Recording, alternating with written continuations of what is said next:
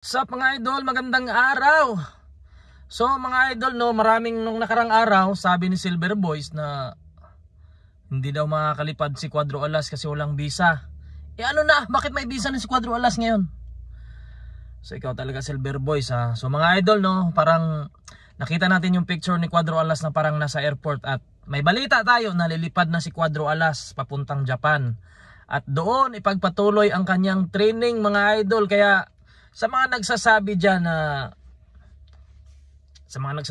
na walang visa kasi inaway lahat, siguro naman meron kasi meron naman silang promoter. So yung promoter naman siguro ni Cuadro Alas ngayon ay kaya mag-sponsor ng visa kasi alam naman natin na malakas din yung si Kamida. Kaya mga idol, abangan na lang natin kung ano ba ang susunod, kung sino ba talaga ang makalaban ni Cuadro Alas. Pero sa mga nag-expect dyan na big fight, sinabi naman ng promoter na tune up muna, at which is tama yun, tune up muna kasi 1 year siyang walang laban. So kailangan mag-unat-unat muna ng katawan at tune up muna talaga mga idol, no. So abang-abang na lang, baka bukas may live sila. So sa nagsabi dyan na hindi nahirapan kumuha ng visa, talaga si Silver Boys So yun na lang mga idol, no, kasi medyo boring yung boxing ng Pilipinas ngayon. So sana sa laban ni Cuadro Alas mapainit ulit yung boxing sa Pilipinas, no. At saka maganda to mga idol kasi Kenneth Lover tsaka si Cuadro Alas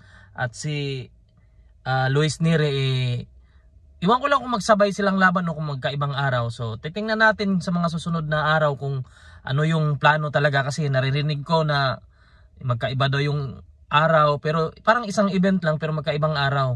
So medyo magulo pa, or di natin alam kung pagsamahin sila sa isang event o magkaibang araw. Pwedeng 3 araw event yan. So abangan natin mga idol, no. Kaya maraming salamat sa nagsabi na walang visa. Papatay tayo dyan.